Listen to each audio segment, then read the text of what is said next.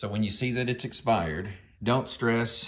We're not gonna make a mess. We're just gonna change out this XWFE filter. Simple, fast, stress-free. All right, let's pop this thing out of the box. We just got this in. It was a quick turnaround, and it's all wrapped up in this plastic here. This is it. It's the XWFE GE water filter. Let's get this plastic off. All right, ready to install it. Okay, let's open the door.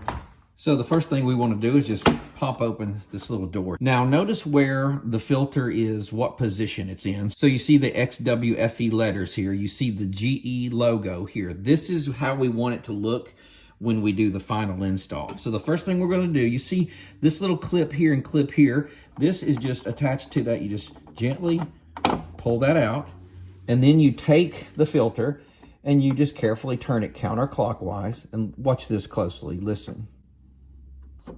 Okay, just released right there, and you just pop it right out. Notice there's a large hole, which is this one here, and then there's a smaller hole, which is this fitting, and there are O-rings on this. So we're going to line this up when we put the new one on. Right before we pulled it off, the arrow was lined up here. So we're gonna take the new one and put the arrow right here, slide it in, and turn it clockwise. Okay, so we've got the new filter. Here's the large diameter hole, here's the smaller one, and here's the arrow. And you also have this area here that comes out, so you just carefully line this up and just gently put it right there. And it's there at the moment.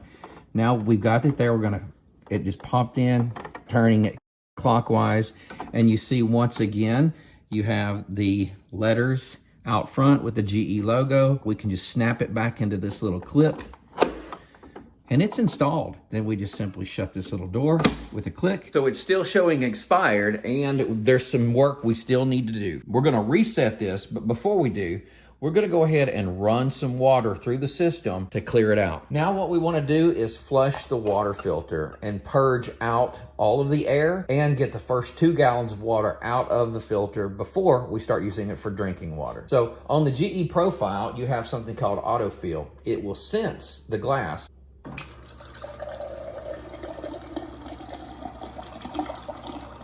Notice how it has a lot of bubbles in it when it first comes through this water filter.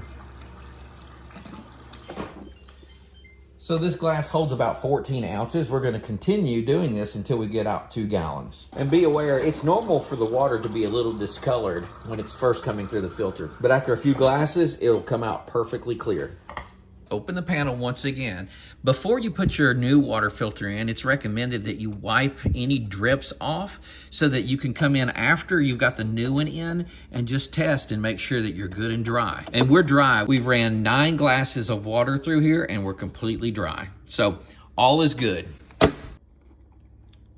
So these are very accessible. Go ahead and get you one of these. Make sure you have it on hand so that when it's expired, you can get it back to where it needs to be. So let's go ahead and reset this right now on the profile. I'll show you how it's done. You simply can touch either water or ice. No matter which one you touch, there's a little line that pops up right here and flashes under confirm filter change. And you just put your finger on it, hold it for 3 seconds, it counts down. When you do that, the expired warning goes away and you're good as new.